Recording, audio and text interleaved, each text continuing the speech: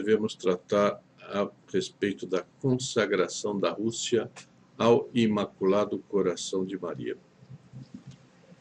No dia 13 de junho de 1929, a irmã Lúcia teve uma esplêndida visão da Santíssima Trindade e do Imaculado Coração de Maria, durante a qual Nossa Senhora lhe comunicou o seguinte, que era chegado o momento em que queria participasse à Santa Igreja o seu desejo da consagração da Rússia e a sua promessa de a converter. É a própria irmã Lúcia quem escreve isso. Então ela diz, estando uma noite só, ajoelhei-me entre a balaustrada no meio da capela para rezar prostrada as orações do anjo. Sentindo-me cansada, ergui-me e continuei a rezá-las com os braços em cruz. A única luz era a da lâmpada do Santíssimo.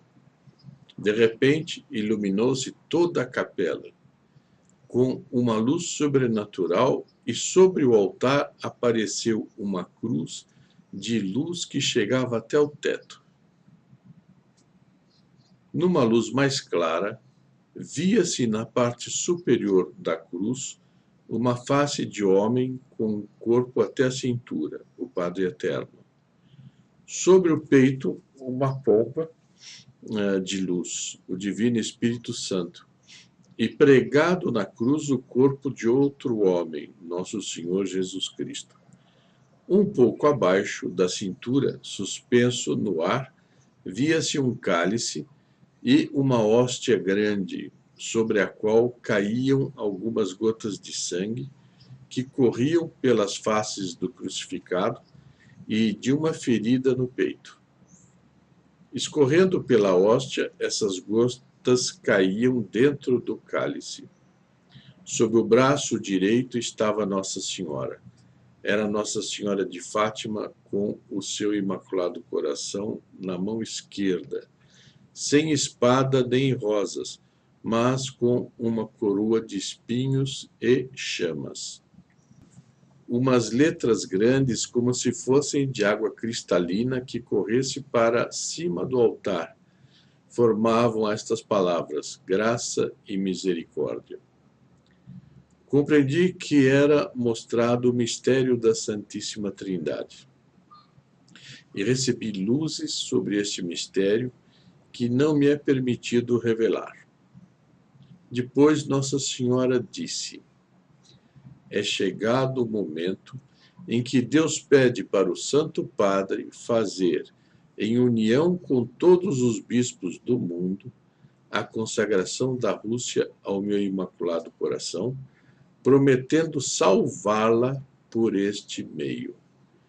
Quer dizer, era a salvação da Rússia que estava empenhada nessa consagração.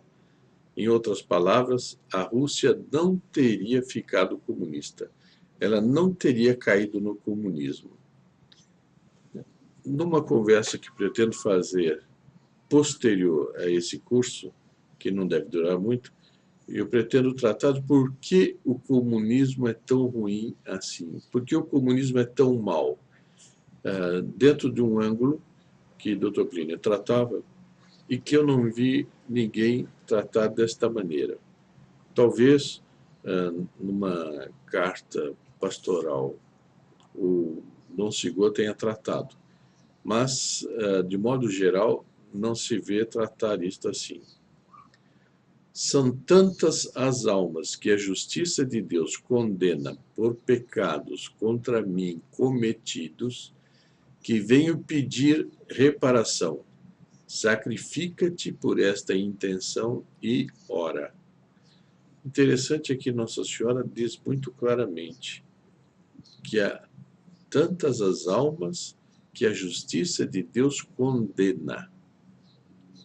Quantos lugares já se deixou de dizer que Deus condena, que Deus pune, que Deus perdoa tudo e a todos, e etc, etc. Isso é uma falácia. Pura e simplesmente é uma falácia. Através de seus confessores e do bispo de Leiria, a vidente fez com que o pedido de Nossa Senhora chegasse ainda aquele ano ao conhecimento do Papa Pio XI, o qual prometeu tomá-lo em consideração. Ora, é algo assim que é meio incompreensível. Tudo ela faz através dos superiores e das superioras. E, na realidade, é essa gente que determina o que ela deve fazer ou não deve fazer. E também a atitude de Pio XI. Por que ele não chamou a irmã Lúcia? Por que ele não chamou até o Vaticano para conversar com ela e ouvi-la pessoalmente dizer as coisas que ela tinha a dizer? Porque, né, são mistérios que a gente não encontra resposta. Vamos em frente. Em carta de 29 de maio de 1930, ao seu confessor, padre José Bernardo Gonçalves, jesuíta, a irmã Lúcia relata que Nosso Senhor, tendo-lhe feito sentir no fundo do coração a sua divina presença, instou-lhe a pedir ao Santo Padre a aprovação da devoção reparadora dos primeiros sábados. Quer dizer, mais uma vez, Nosso Senhor diz, pede para o Santo Padre, pede para o Santo Padre. Ora, mistério. Vamos em frente. São palavras da vidente.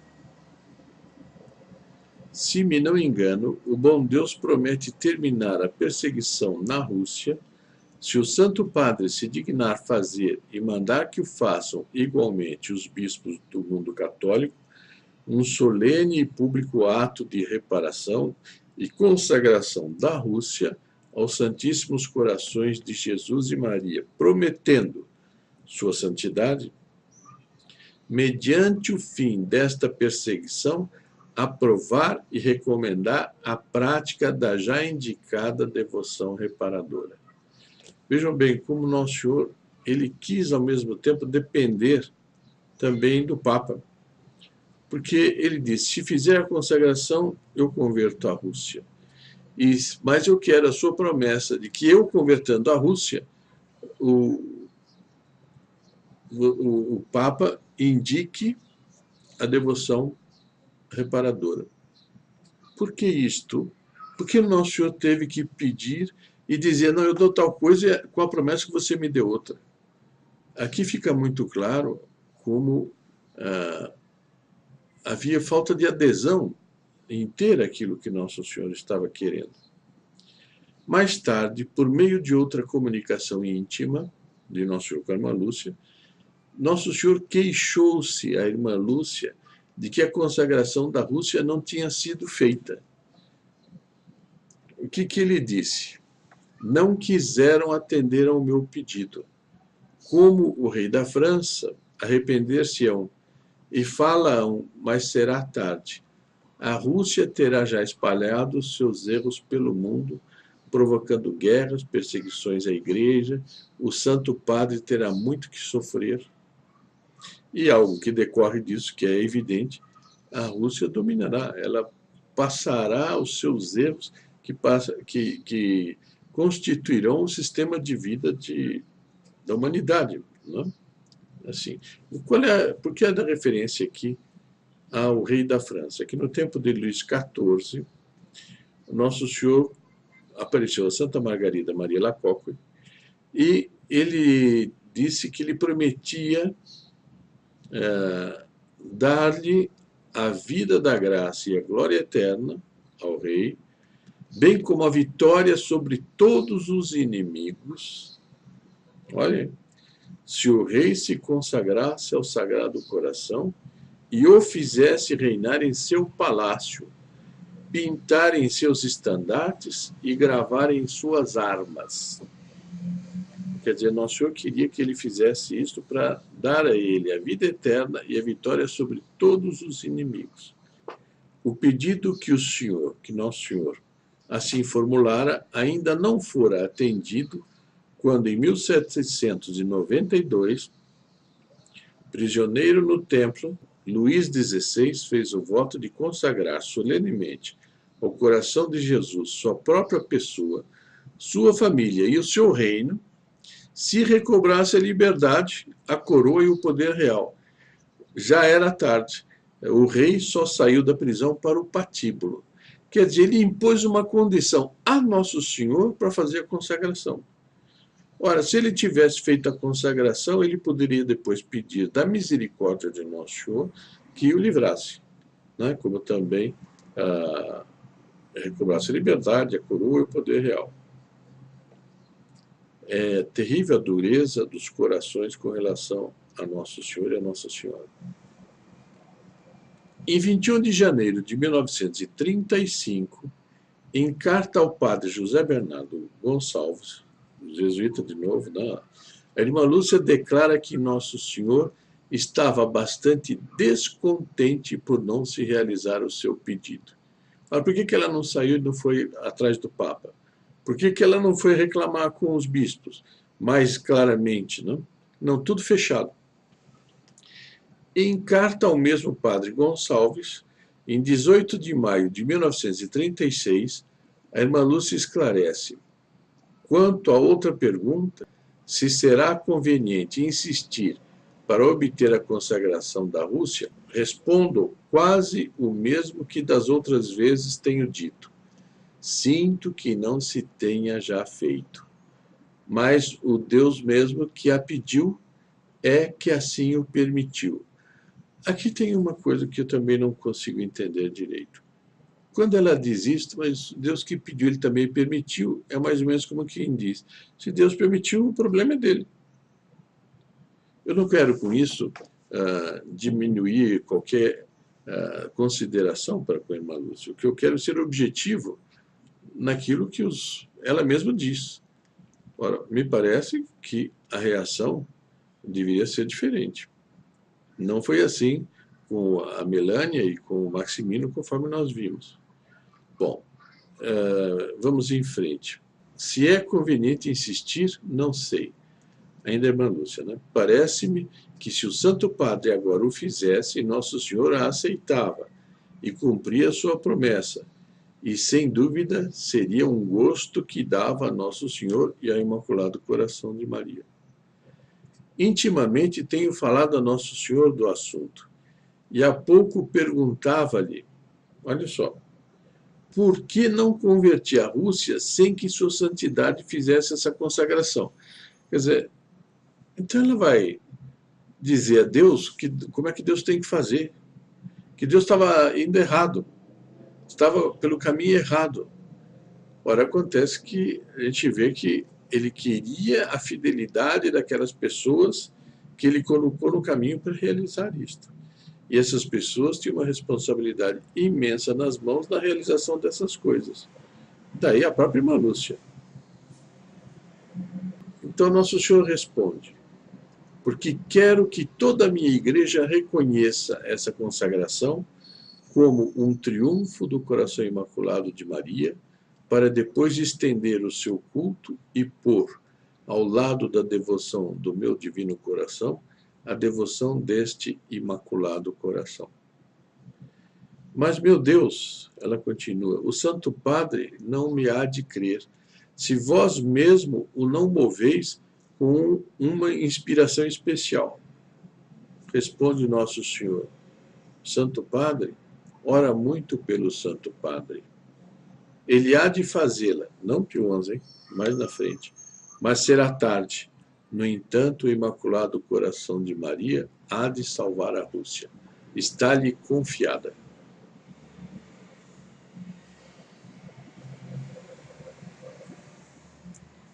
Em outras palavras, está determinada que a Rússia se converterá.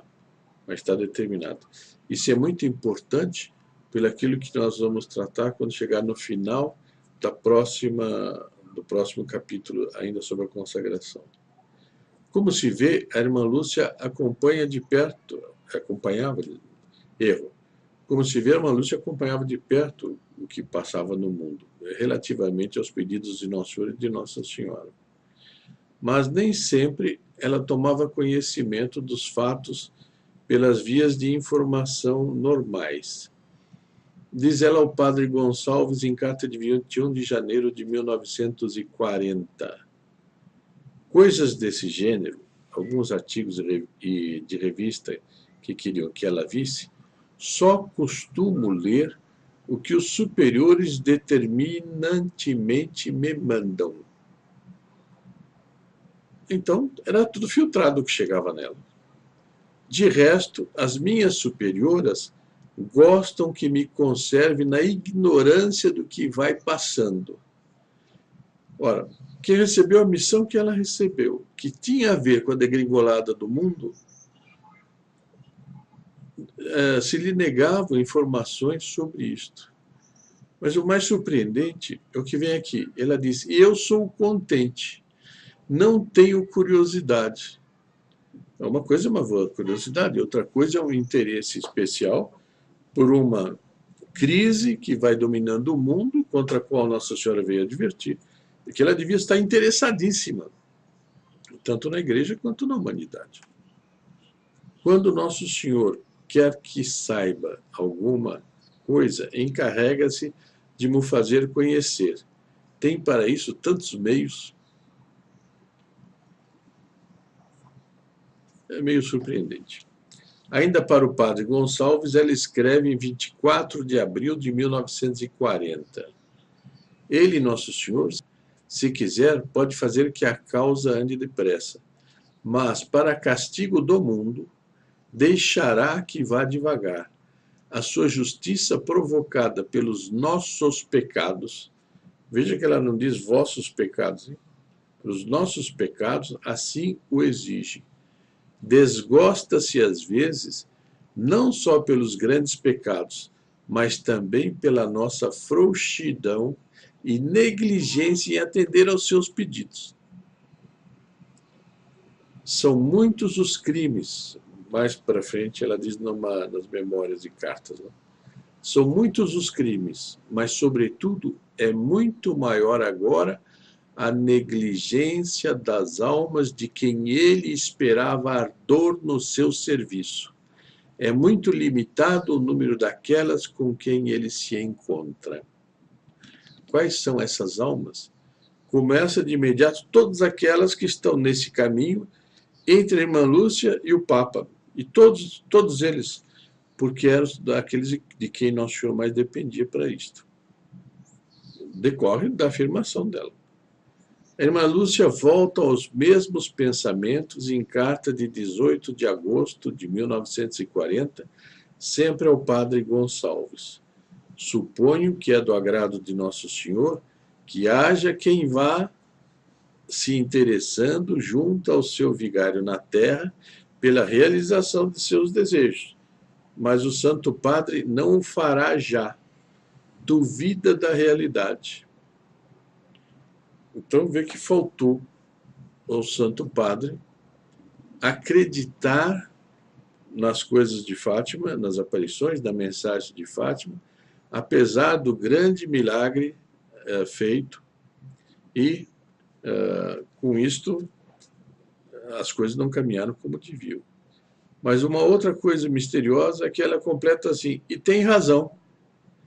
O nosso bom Deus podia, por meio de algum prodígio, mostrar claro que é ele que o pede.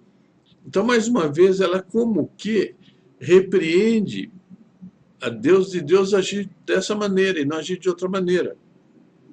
É uma coisa, a meu ver, muito perplexitante. São palavras dela.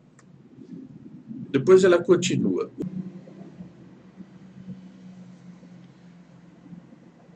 Mas aproveita-se deste tempo para, com a sua justiça, punir o mundo de tantos crimes e prepará-lo para a sua volta mais completa a si.